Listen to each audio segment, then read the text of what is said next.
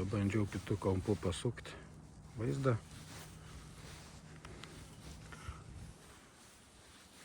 Reikia išbandyti, kas geriau. Kaip geriau žiūrovai. Iš tikrųjų, ta kamera, ne kamera čia. Sakykim, čia telefonas pritvirtintas prie diržo. Tai tikrai man tai trukdo iš tikrųjų. Nėra tų tokių laisvų judesių. Čia gal vėlkiaujant. Op, ką turim? Nieko neturim. Iškis stulpelis gal per laisvas. Jau liktai apsidžiaugiau, kad greitai bus sugauta pirma plėšrūnė, bet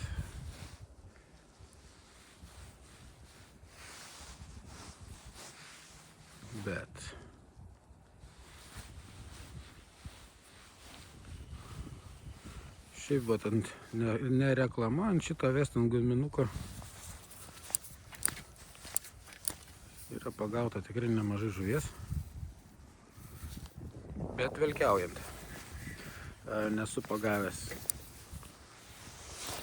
va taip mėtant nuo kranto.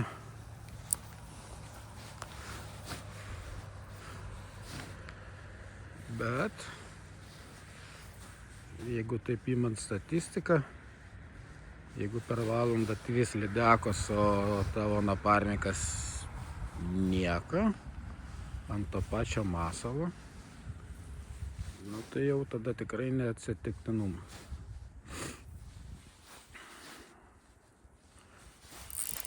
Nors, kaip sakyt, tos pinigo niekada nespjaudavau, visą laiką kažkada pabandydavau, ypač pavasarį, vėlai rudenį, šiek tiek. Bet neturėdamas daug masalų, su vienu, žvaudamas visą dieną, visą laiką pagaudavau. Taip, kad aš turiu tokią savo teoriją, kad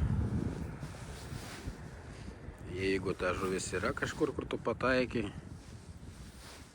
jeigu pravedimą padarysi teisingai, gal netgi nesvarbu, kaip tu padarysi,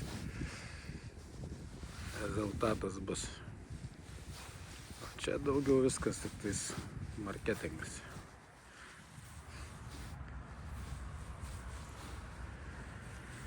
Nes, būtų viena spalva,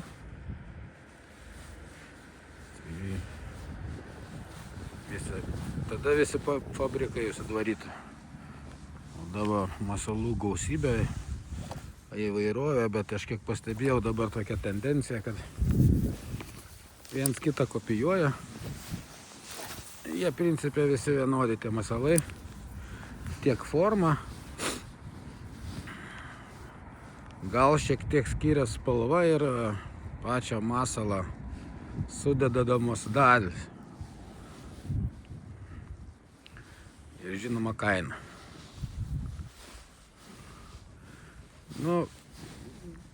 Tiesą pasakius, taip Western arba Kaitecho gumą paėmus, taip, jinai labai skiriasi, Savageras labai gerą gumą daro. Japonai, jie, kaip sako, daro masalą žuvim. Gal yra šiek tiek teisybės. Man ir pačiam patinka jų darbas. Masalų turiu galvoj. Bet kiek tai turi įtakos lydekai, nežinau, čia tik praktika gali parodyti. Aš taip pat galvoju dabar, pavyzdžiui, kad čia žuvies tam rajone nėra visiškai. Ot, kad tą įsitikit, uždėsim dar vieną masaliuką, kuris labai greit parodys. Yra čia žuvies ar nėra. Iš tikrųjų reikės 2 pabandyti. Tai mano mėgiamiausias yra iš tų visų dalykų. Aš tą vadinu Fokso raudongalvis. Arba toks savo jau lydekų matęs, Savagerą Aš dabar pavadinimą užmiršau, bet užkrito pavadinimas. Na, neturi reikšmės pavadinimai. Jeigu bus žuvies, apie tai mes labai greitai sužinosim. Su šiais masalais ir velkiaujant ir nuo kranto, jeigu žuvis yra 2 metrai kvadratiniam metre, tu pravedimą darai, tai tikrai jinai čiupsiau, niekur nesidės.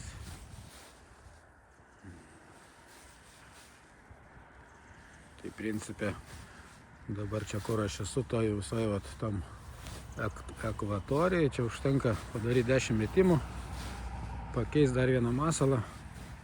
Nu, teisybė pasakius, dar reiktų neutralų spalvinimą užsidėti. Parodysiu, kaip atrodo. Ir galima drąsiai keisti vietą. Aišku, gali būti tokių variantų, kad šiuo metu lydeka jau kažką sukramčius ir tiesiog ilgisi dugne. Čia tų teorijų sočiai.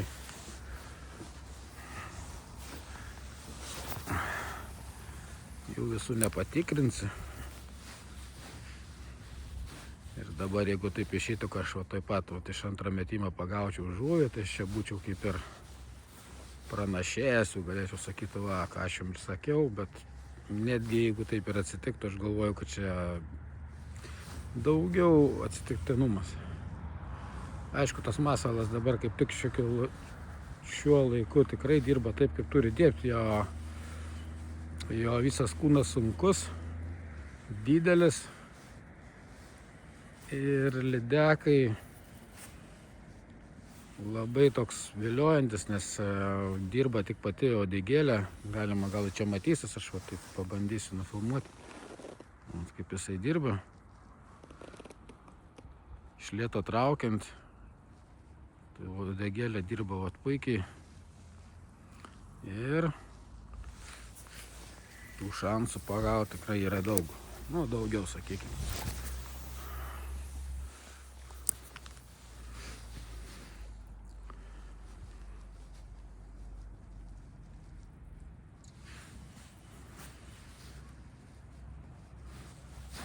Bet mes žvejai tokie jau esam, atvažiuoja į žvejybos parduotuvę. Tada jau protas išsijungia, perkam už visus. Kitą kartą atvažiavę visą laiką dasipildom ir tai pasaka be galo. Taip susikaupia didžiuliai masalų kiekiai. Ir paskui pats nebežinai ką dėti, ant ko gaudyti. Ypač jeigu gaudai ne vienas, tai jeigu draugui kimba tau ne, tada jau žiūri, ką jisai deda, bet aš galiu pasakyti jau iš mažos praktikos, kad kaip parodė visai nesenai žvejybą, pagavau aš 5 žuvis, mano kolega dėjo ir pas tas pačias spalvas, nu, ne tokį pat masalą, bet ten vos ne 1:1. Ir kažkaip tai nepagavo nieką, tai aš dėl tų spalvų, kas ten pasakoja kažką, tai, nu, 50/50 gal. Aš galvoju, kad daugiau yra pats pravedimas, pats masalo darbas ir viskas. Aišku, niekada negalvojau, kad svoris turi kažkiek įtakos, bet pasirodo turi, nes tai ir atsiliepia masalo darbui. Kaip jisai greit nuskęs, kaip jisai darant džigavimo principu, kaip jisai tą dugną greit pasieks. Jeigu lydeka neaktyvi, tai gal tikrai labai daug įtakos turi, bet vasarą tai nėra, manau, didelio skirtumo. Na, net nežinau, čia viskas teorija.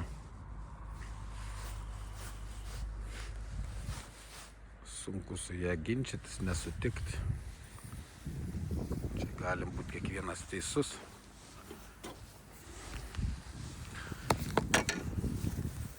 Visai neseniai aš čia žuvavau, pavyzdžiui, ir toks žvejys matos, nu, tikrai tenai neturintis tos daug patirties, Gal daugiau negu aš, bet masalų tai ne kažką. Su vienu mepsu drožė 4 valandas, į pridrožė 4 lydekas, aš stovėjau nuo jo gal per 200 metrų su visu arsenalu. Skaitau teoriškai kažkiek pasikaustęs, bet čia tik teoriškai ir aš nepagau nieką. Va tokia teisybė. Ir aš tada grįžęs namo taip pat prisiminiau, kaip mano būdavo ties pinigavimai tokie, sakiau, kaip minėjau, masalų daug neturėdavau. Gaudydavau dažniausiai ant cukrių. Ten turėdavau 4. Guminukų iš vis nemėgdavau. Turėdavau vieną dėl mados. Bet netikėdavau jais. Tai va su tom cukriam, su viena kažkokia ten. Aš tik keisdavau dydžius. Turėdavau 2 spalvas, baltą į geltoną. Viskas. Ir atsistojęs, o kur dabar stoviu, pusę valandos padrožus, valandą visą laiką sulaukdavau į tokį bimą. Dabar aš turiu cukrų, turiu visą dėžutę pilną. Nežinau kažkodėl, tai šiemet iš visų nebuvau sudėjęs. O taip, tu paaiškink žmogui, kad tu žmogui savo pats prieštarauji, kodėl tu nedarai taip, kaip anksčiau duodavo kažkas rezultatų.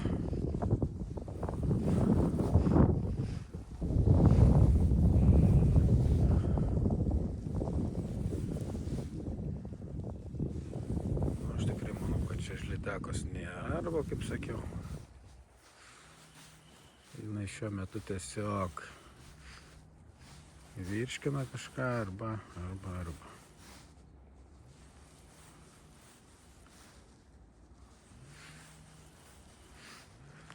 Tu eisim ten ant to tiltelę, nueisim.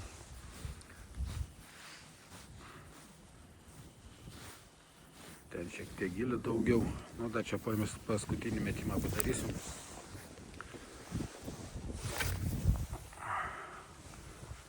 Su šito masalu dar pakeisiu masaliuką ir po 5 metimų keisiu vietą. Ir žiūrėsim, kas čia gaunasi.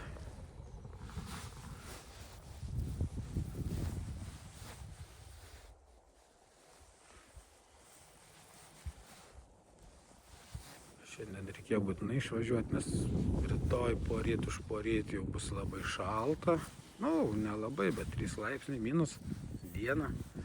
Ir jeigu vėjo nebus, aš manau, čia užtrauks staigiai tą plutą tokią ploną. Kas ir durniausia, nors kitą savaitę bus +7, jeigu taip žiūrėt pagal prognozes. Būtų labai įdomu dar atvažiuoti +7. Pabandyti, kaip sakant, nes pernai paskutinė žvyba buvo grinai. Naujų metų išvakarėse buvo netgi labai šilta. 4 masalai išbandyti, nudedam tokį, kaip sakant, vilties nuo to taško. Aišku, čia yra dar daug ką norėtus pabandyti. Šitas masalas labai geras. Jo šita dalis šviečianti, fosforinė. Aišku, geriausiai jį specialių prožektorium, sakytų, šviest, kad jisai šviestų, bet nežinau, lydekagi neplekšinė, ten, nežinau, ten reaguoja, ta šviesa gal kaip tik ją nubaidė, nors su tais masalais yra pagauta. Ir ne viena lydeka.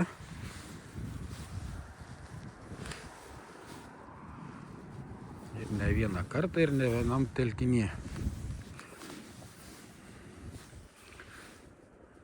Aišku, aš jį uždėsiu, bet kitoje vietoje, kur biškit gilio bus daugiau. Čia jau, kaip sakant, ta spalvų paletė visą toj bus išbandyta ir jeigu nieko čia nėra, tai čia nėra ko laiką gaišti.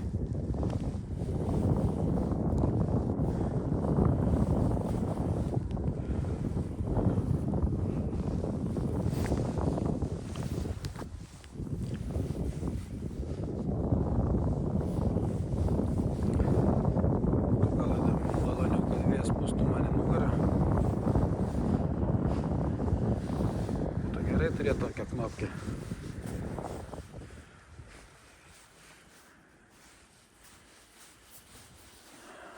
Toks nėra šalta, bet nemalonu iš tikrųjų.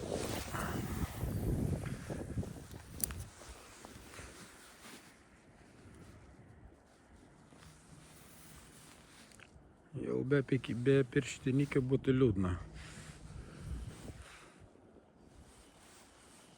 Nu davai užskriepkė tiesiog geriam eterį, vat būtų faini.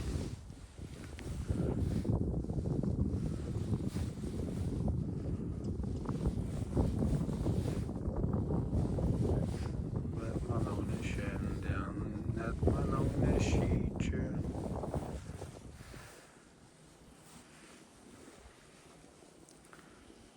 Jau grinai dugnu, vilku grinai dugnu, bet čia yra dažniausiai, ne dažniausiai, bet labai dažnai jau čia prie pat tiltelio galo užsikabina lydekiokas.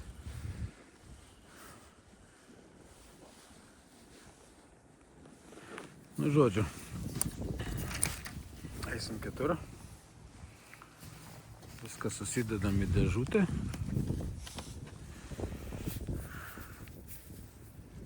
Eisim į kitą vietą.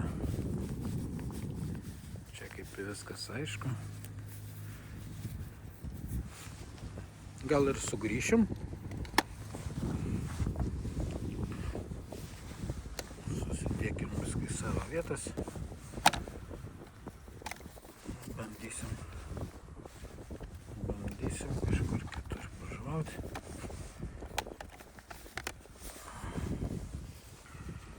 Čia gal kažkam klausimų dėl to, dėl ko tie uždėti užtrauktukai. Bet manau, tam visiems aišku, čia gaiteko guma labai minkšta ir tiesiog greitai praplyšta ir tinkama vartojimui nebetinka. Gerai pasakiau.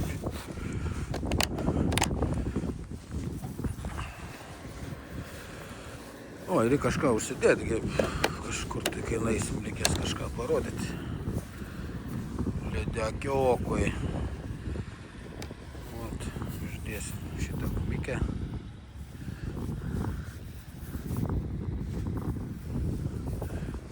Daugelis čia labai vadina kažkodėl tai Ukrainos vėliavas. Čia su Ukrainos vėliava absoliučiai nieko nėra bendra. Nei spalvom, nei kuom.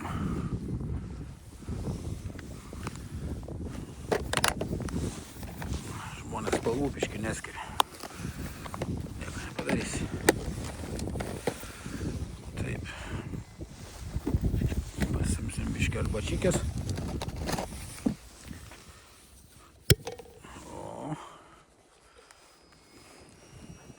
Biškį gurkšnis karštos arbatos.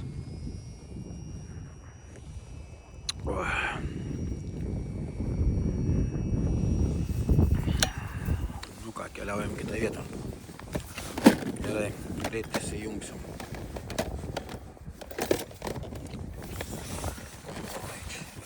Kitą dėžę.